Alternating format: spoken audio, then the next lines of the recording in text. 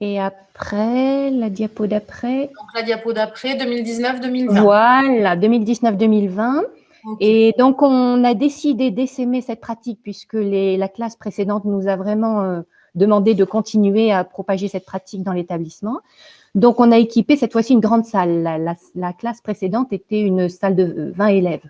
Donc, on a équipé une grande salle de 35 places, 2 tableaux, et des classes s'y rendent ponctuellement sur la base du volontariat des enseignants. Moi, j'occupais 1 heure par semaine avec une classe de seconde de 33 élèves et 1 heure avec une classe de terminale scientifique également de 33 élèves. Donc, on peut passer à la diapo suivante. Et là, des difficultés surgissent. Le protocole était différent de l'année précédente. Corporellement, les élèves actifs génèrent du bruit. Pédagogiquement, des biais cognitifs sont induits à cause du changement de salle pour moi en mathématiques. Et socialement, il y a un refus de coopérer d'élèves plus scolaires satisfaits de leur réussite dans le cadre traditionnel. Diapo 7.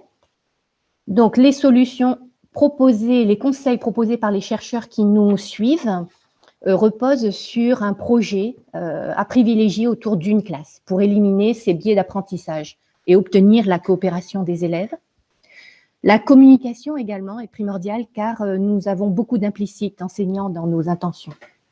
Le baromètre sonore qui est pratiqué dans le primaire est un très bon outil qu'on nous a conseillé et l'idée des 3 phases d'apprentissage à exploiter sont à privilégier. À la rentrée 2021, cette année, la direction nous soutient pour réunir toutes les conditions précédentes, suggérées par les chercheurs. Une nouvelle salle est équipée, très grande. 3 enseignantes s'engagent autour d'une classe de seconde fortement hétérogène, en mathématiques, en français et en histoire-géo. Donc, notre projet devient l'île au tableau, en essayant d'adapter une classe flexible à la classe mutuelle. Diapo suivante. Alors, au moins en mathématiques, dès les premières séances, pour traiter des exercices techniques, la moitié des élèves au tableau est très active et produit des éléments de réponse visibles. L'autre moitié qui ne peut pas accéder au tableau, on a seulement une moitié qui peut profiter des tableaux en même temps. Donc, sur les bureaux, les élèves ne produisent rien sur les cahiers. C'est étonnant et avec alternance des groupes, l'observation est identique. On peut passer à la diapo suivante.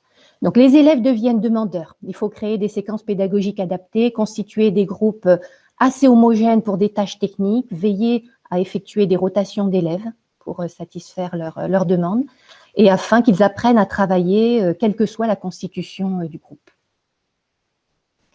Diapo suivante. Alors, moi, personnellement, cette classe est d'énormes difficultés en mathématiques. Et je peux visualiser grâce au tableau l'ampleur de ces difficultés qui est cachée sur les cahiers. Donc, il verbalise maladroitement, donc je peux intervenir, il m'appelle pour valider, et lorsque des tableaux sont validés, ils servent de référence pour les camarades pendant que je peux m'occuper de groupes très en difficulté. En français, voici un exemple d'étude pour un texte argumentatif. Une séance d'1 heure est consacrée à la lecture du texte, puis 2 séances sur les tableaux permettent de reformuler à plusieurs le texte lu, de résumer des passages, d'élaborer des schémas du texte, possibilité de se corriger, de demander à l'enseignant et éventuellement aux autres groupes. On peut passer. Voilà, l'enseignante, au bout de 15 minutes maximum, mutualise. Chaque tableau est présenté à la classe qui suit les explications données par un ou plusieurs rapporteurs. On pose des questions au groupe, on apporte des corrections éventuelles, mais on insiste sur le caractère formateur de l'erreur. Et selon le temps restant, on prend en photo des tableaux, un tableau ou plusieurs, qui deviennent des supports pour des retours ultérieurs. On a proposé la semaine dernière un questionnaire assez sobre et volontairement naïf afin de recueillir des réponses spontanées des élèves. Donc, je leur demandais cette année, vous pouvez travailler dans une classe dite mutuelle à l'aide des tableaux accessibles en cas de besoin. Les années précédentes, vous avez travaillé en classe dans des salles traditionnelles. Notez les critères suivants entre 0 et 5. Donc, il y a une série de 3 diapositives avec les critères qui vont apparaître. Donc, on peut passer. Donc, dans dans cette série de critères en faveur de la classe traditionnelle, il est intéressant de remarquer que pour se concentrer, il privilégierait la classe traditionnelle. Or, pour moi, ils confondent se concentrer avec travailler sans se rendre compte.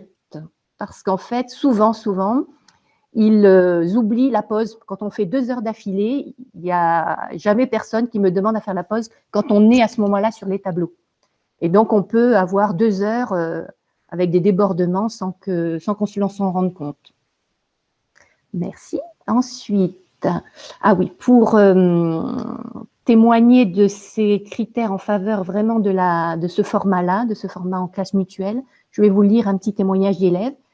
Il a écrit « Nous allons régulièrement au tableau, j'aime beaucoup car on peut donner nos propres connaissances, parler pour exprimer nos avis. Cela me permet de travailler, apprendre, comprendre en même temps. On s'exerce à notre manière et les professeurs voient notre méthode de travail. » Donc là, on a des critères vraiment très, très en faveur de ce format. Ensuite, alors voici une présentation que j'ai prise sur un document officiel en classe de primaire de modèle de classe flexible.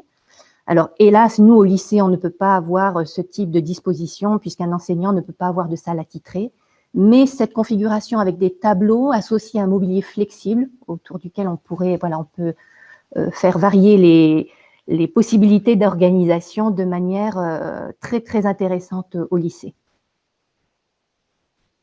Et enfin, pour conclure, voilà la classe flexible. Ce format-là au lycée, avec des tableaux, optimise les conditions pour apprendre d'un groupe classe, à condition de mettre en place des outils pour élaborer des pédagogies coopératives, parce qu'effectivement, il n'y a pas de recette en quelque sorte. L'enseignant doit créer sa pédagogie et de manière à ce que l'élève soit acteur de sa formation. Et donc, on s'est basé avec les chercheurs sur ce document de Sylvain Connac sur comment apprendre avec les pédagogies coopératives.